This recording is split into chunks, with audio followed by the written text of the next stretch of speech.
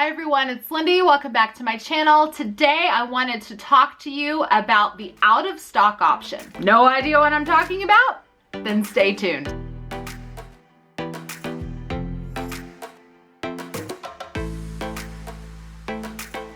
I get so many questions about the eBay out of stock option, what it is, why you would use it, what it does. And so this video is going to be talking all about that out of stock option so you can determine whether or not it's something that you need to have switched on in your eBay store. So when has the out of stock option actually come up in conversation between you and me? So a question that I get really frequently is, why can't somebody see the sales in my eBay store? And the out of stock option is the answer for that. In order for you to see items that have sold on eBay, the item needs to have ended as a sale. But when a seller like me has the out of stock option turned on, the listing never ends. And when the listing does not end, it's not listed as an actual sold item in eBay. So if you were to go into my eBay store and search my sold items, chances are you're not really going to see anything because all of my listings are simply out of stock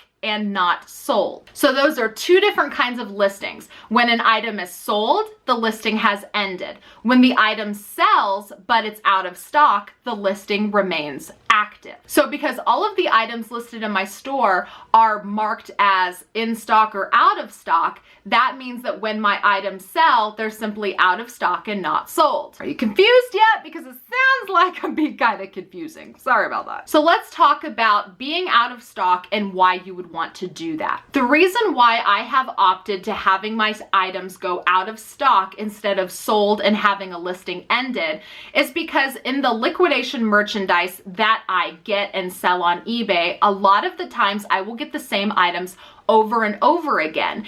And if I get a liquidation with items that I already have listed, if the item has already sold, I would rather go in and replenish the stock rather than having to go to an ended sold listing and relist it or create a new listing altogether. And the reason why I would rather do that is because if an item has sold and that listing is still active, all of the sales history remains in that listing. Also, all of the watchers on that item are still there. So if an item sells and it's out of stock, if I get more of those identical items in a liquidation, I can simply go in and just add quantities to that current active listing and suddenly it's available for sale again. That means any watchers on that listing will be notified that I've restocked.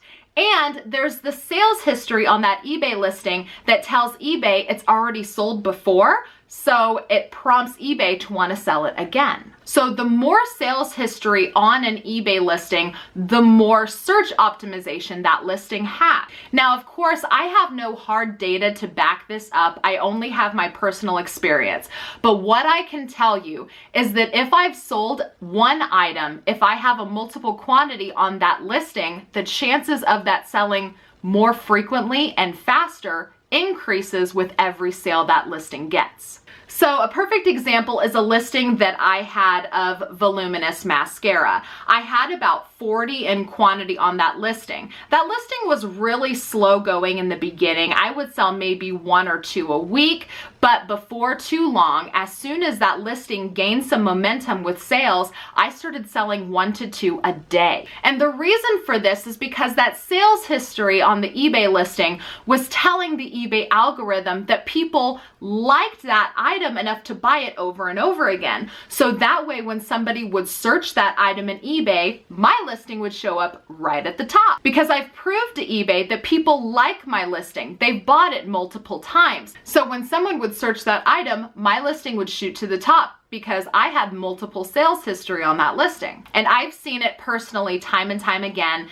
If I have 1 or 2 in quantity on a listing, after it's out of stock, if I replenish the stock by adding another quantity to it, it sells even faster than it did the first time. And that's because of the sales history that is embedded in the listing. I've already proved to eBay that my listing was something that people wanted to buy. So that means anytime I add back to the stock after it's become out of stock, eBay wants my item to sell again. But the catch is you cannot pick and choose which items in your eBay store have the out of stock option. So I can't just pick 10 items in my eBay store to have the out of stock option turned on. It's all or nothing. And so real quick, I'm going to take you over to my computer and I'm going to show you how you would turn the out of stock option on in your eBay store, just in case it's something that you might want to consider doing. Let's do that right now.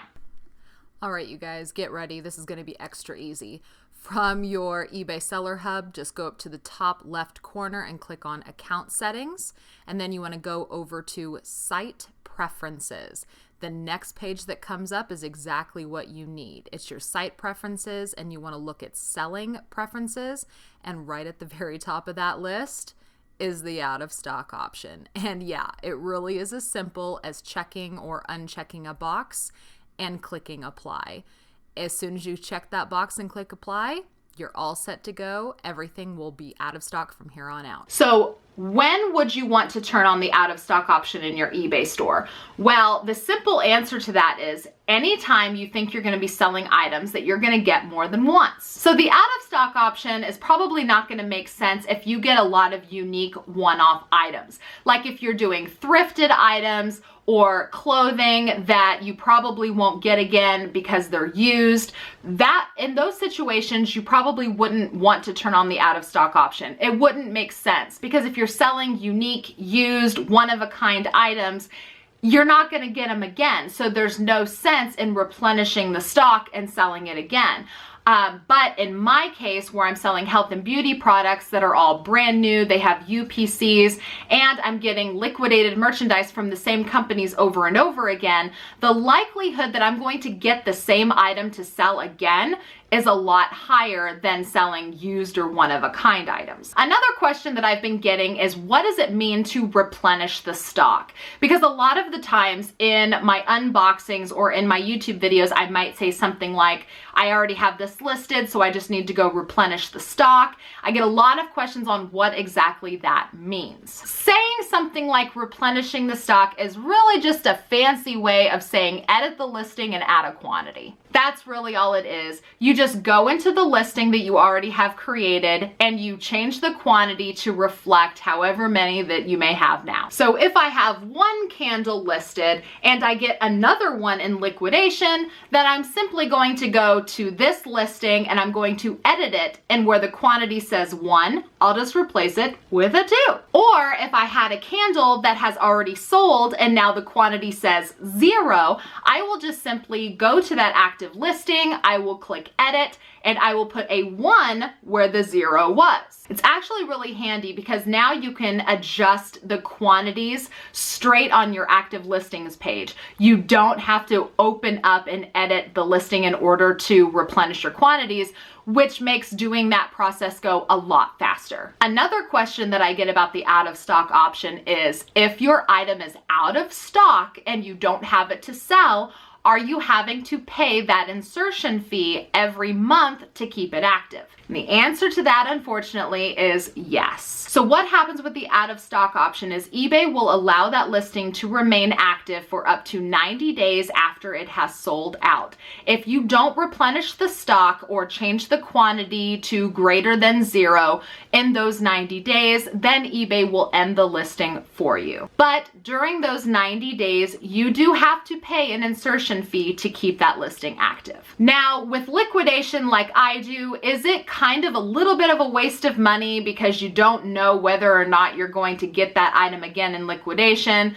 Yes, it kind of is. But for me, it's worth it to pay the 10 cents a listing to keep it active.